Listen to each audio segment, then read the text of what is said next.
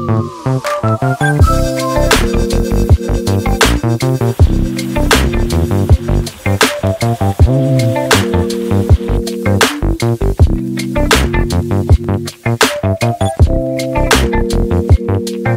guys, welcome to Chugging Along.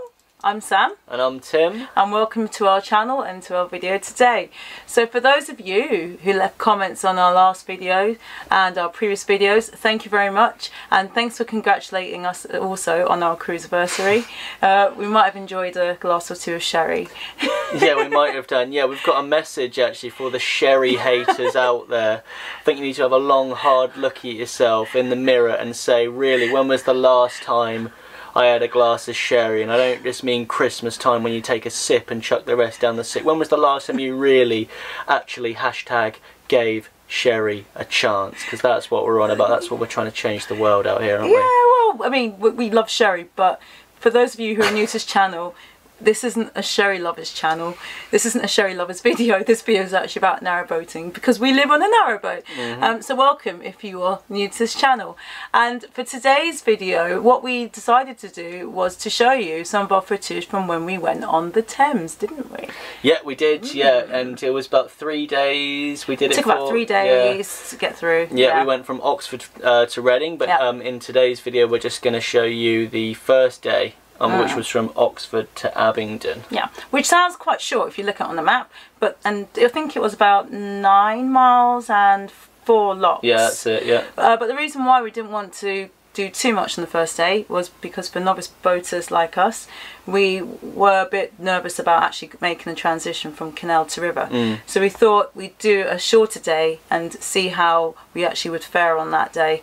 And also that's what we're going to be going through this in today's video with you guys about, really, isn't it? Yep, so let's roll the clock back to a couple of weeks ago on that sunny day when we went from Oxford to Abingdon. So here we are on what was a sunny Friday when we decided to leave. We had these beautiful moorings which were in the city centre. We could have stayed for 7 days, but we only stayed for 5. And this is Tim taking out the mooring pins so that we could actually set off. Socks and sandals there. Oh yeah, nice combo with those socks and sandals.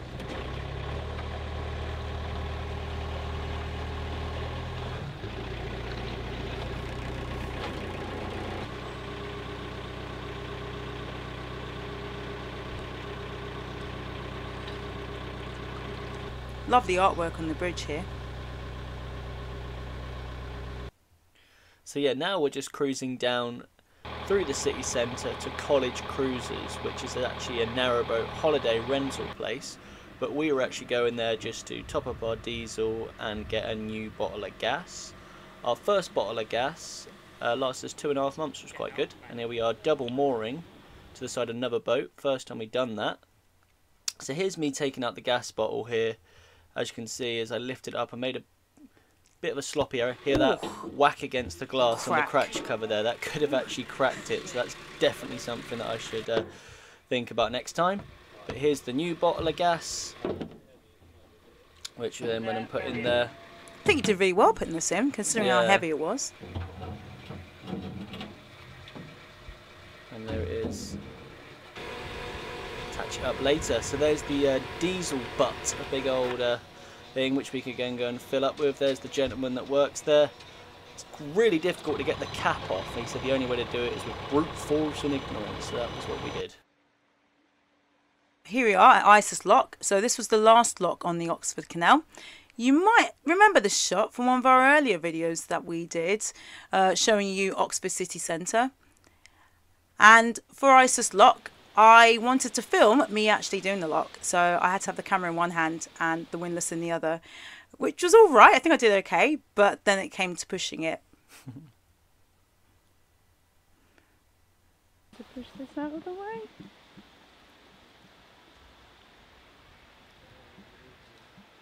Push, push, push, push, push, push, push, push, push, push, push.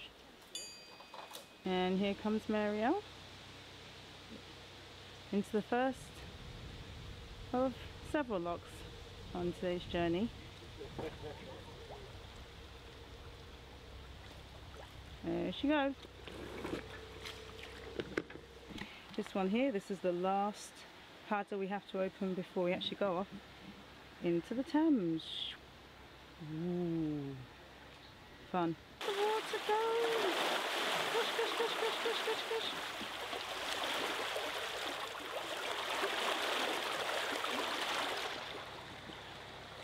Muriel's going down in the world.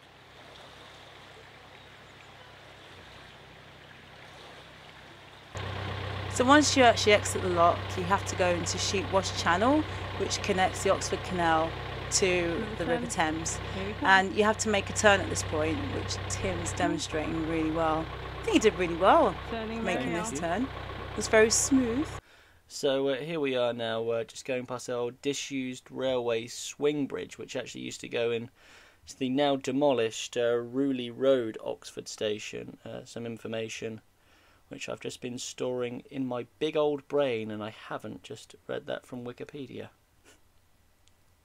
Oh, this bridge was really low, and there were lots of pigeons inside, which I think if you like pigeons and you're a pigeon fancier, then it works out quite well for you, really. It does, yeah. Pigeons are like sherry, aren't they? They love to be hated, which I think is unfair. So here's a junction, and if you go left, it takes you to London. Going right takes you to Lechlade, and we need to go to Reading, so we turned left. Oh my god. Really nice. Oh, and that's the first cruiser I think we saw of the day, and there are going to be many more on this trip. Yeah.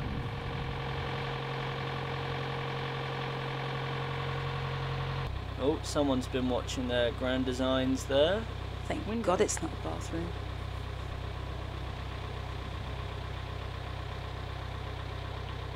So, this was the first lock that we had on the River Thames, and they're a bit different. You actually don't need a windlass. You've got a control panel, you have to press buttons. This is me trying to work out what to do.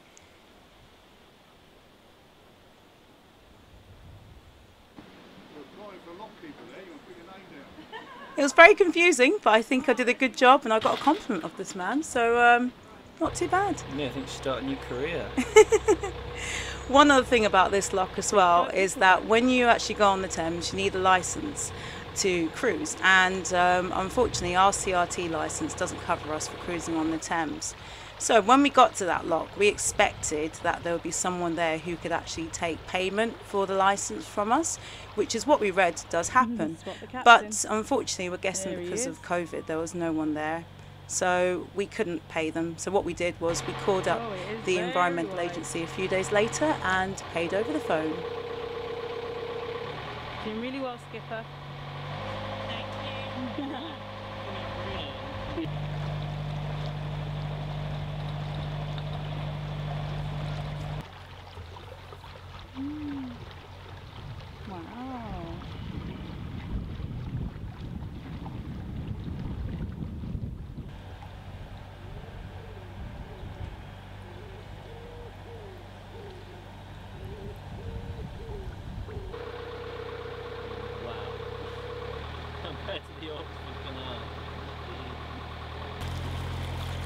So as far as I'm aware, this area here is Folly Bridge. I don't know if I'm right. If someone could confirm in the comments, that would be great. But they had loads of really interesting kinds of boats here, and I love those buildings and that bridge and everything.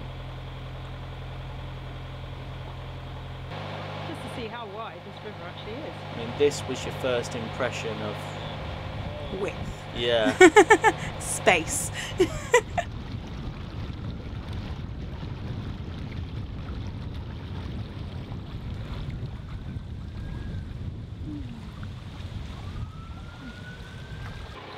The electronic doors.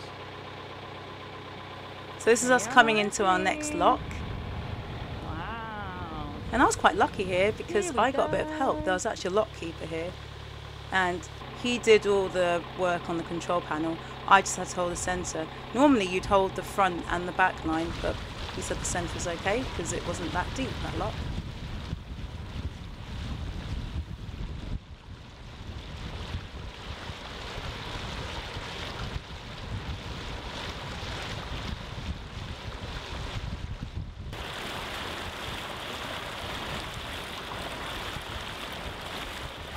Oh, I think I recognise that shot from the intro, actually. But yeah, you can just imagine on a sunny day in term time, all the students shouting, "Oxfordonians! Oxfordonians! Are you more Oxford or Cambridge? Oxfordonians!"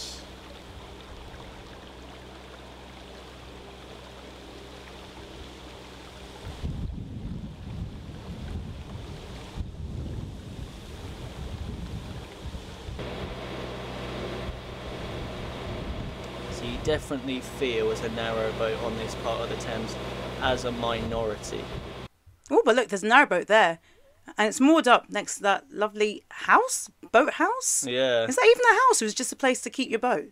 I know, I love the boat parking spot underneath it. I reckon that is just someone's boathouse and they've got a big house. God, property on the Thames, eh?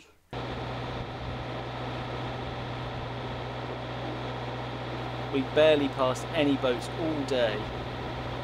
And it was just glorious, so relaxing, wasn't it? Oh, it really was. I think one thing we noticed at this point was because there weren't many other boats on the river, we could actually go a lot faster than what we would do on the canals. Because we were going at a lot quicker pace, we were getting to places a lot quicker than what we anticipated. Yeah.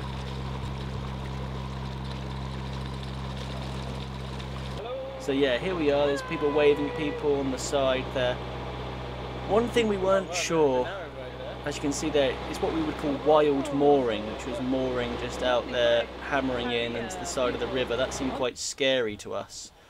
So we searched for a place with sort of official moorings, and this is Abingdon now, our destination, where we found the place to moor. More familiar to us. We had bollards, which made it a lot easier for us to actually moor up. I think because we were a bit worried about the boat drifting to the other side of the riverbank and waking up next day It just on the other didn't feel side. right, yeah. No. There's Sam looking a bit ropey. Making sure she's secured.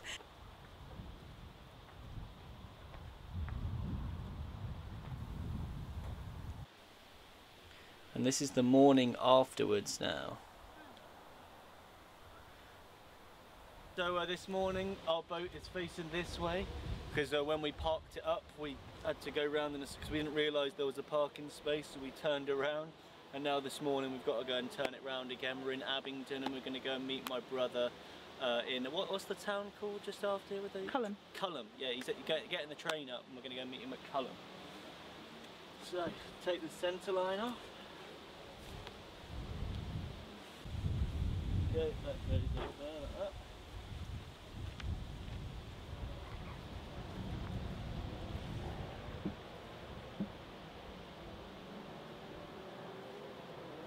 The front one. So give it a big old push out from here.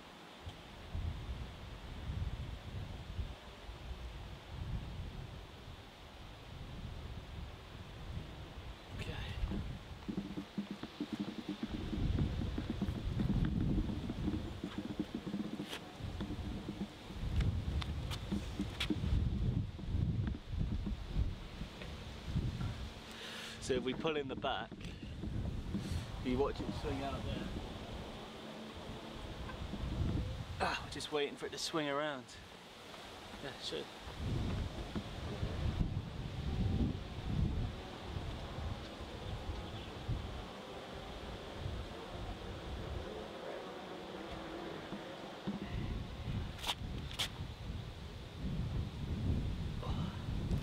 It is coming around.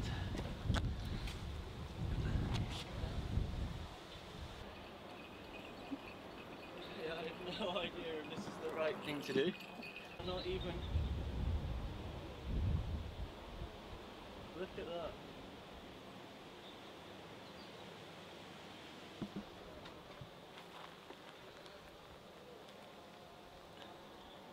You didn't really like me doing this, did you? I was a bit nervous at the beginning, but I think once I saw it turning at the pivotal point, I think at this point I realised it was alright. Yeah, when you get past the 12 o'clock and you get onto your 11s, is that 11? Yeah, your 11s. Yeah, I said it's 11, Yeah, going your anti-clockwise. Yeah, your 11s, your 10s then. That's hard work.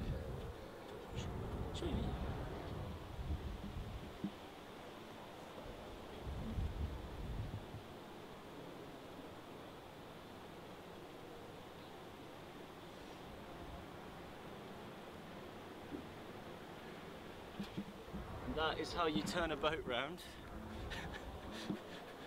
Completely wide. No, please leave in the comments, is that normal to do that? Because that worked really well and I feel like I completely winged that. So this is us going to Abingdon Lock, I think, isn't it? Oh yeah, because I recognise that lock keeper.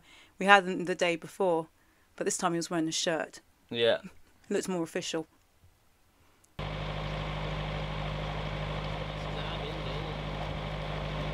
This is Abingdon Town Centre, which is a lovely place. But this is where we will end this part of the journey.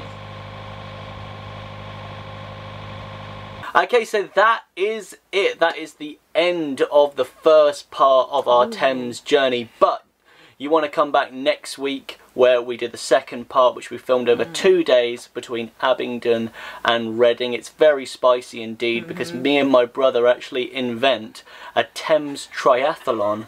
And also later in that afternoon, Marielle turns into an Uber service. So you definitely want to keep up to date. The best way to do that is by clicking that red subscribe button and that notification bell. And yeah, I think that's it. So Sam, only thing left to do now is to do the outro.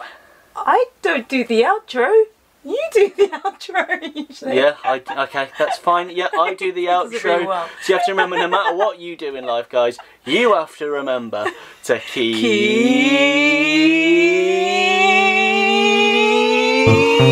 chugging.